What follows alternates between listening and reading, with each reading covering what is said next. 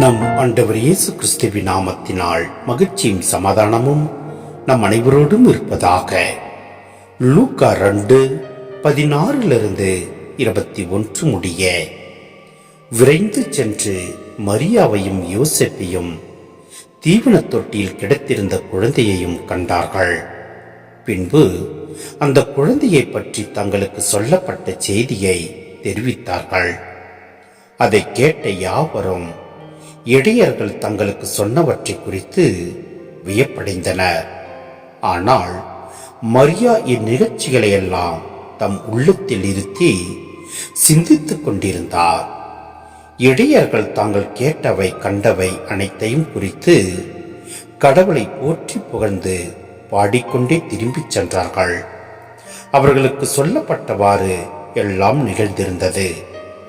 குழந்தைக்கு விருத்த சேதனம் செய்ய வேண்டிய 8ஆம் நாள் வந்தது.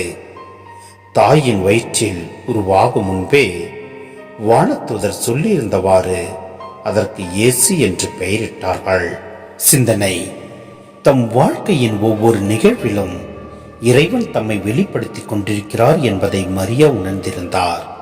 சிறப்பாக இப்போது இயேசு தம்மோடு இருக்கும்போது இவ்வுண்மையை அவருக்கு மேலும் உணர்த்தப்பட்டிருக்கும்.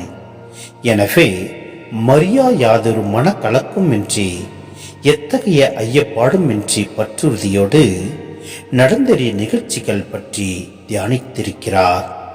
இவ்வாறு தியானித்து அவரும் இறைமீட்பு திட்டத்தை படிப்படியாக வேதனை சோதனைகள் வழியாக கண்டுணர்கிறார் எனலாம். ஆண்டவரின் உயிர்த்தெழுதல், தூய ஆவியாரின் வருகை முதலியன நடந்தேறியது வரை மரியா இந்நிகழ்வுகளை எல்லாம் தம் இதயத்தில் படமிட்டு அவற்றின் பொருளை ரசித்து சுவைத்திருப்பார்.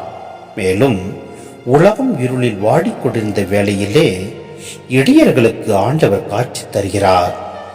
ஏழையரின் கடவுளாம் தம்மை வெளிப்படுத்துகிறார். ஏழையராகிய மரியாவும் யோசேப்பும் இவ்விரை காட்சியில் பங்கு பெறுகின்றனர். இயேசுடைய பிறப்பில் ஒரு புது யுகம் தோன்றிவிட்டது. இறுதி நாட்கள் என்று விவிலியம் கூறியுள்ளது நிறைவேறிவிட்டது. மேலும் இந்நாட்களிலே ஒரே நேரத்திலே நாம் மீட்பை ஏற்கனவே பெற்றுவிட்டோம் என்ற நிலையும் இனிமேல் தான் பெறவிருக்கிறோம் என்ற நிலையும் உண்மையாகின்றன. எனவே தான் இடையர்களோடு இணைந்து நாமும் ஆழ்நிலை தியான மனப்பான்மையோடு இறைப்புகழ் பாட வேண்டும். திருச்சபை ஏழையர் பணி ஈடுபாட்டில் மட்டுமின்றி இறைப்புகழ் பாடுவதிலும் தன்னை முழுவதும் அர்ப்பணிக்க வேண்டும். திருச்சபை பணியானது இறைவாக்கு தன்மையையும் ஆழ்நிலை தியான தன்மையையும் தன்னுள் கொண்டது. இரண்டையும் பிரிக்க இயலாது. எனவே நாம் அன்னை மரியாவை போன்று அனைத்தையும் நம் இதயத்தில் வைத்து தியானிப்போம்.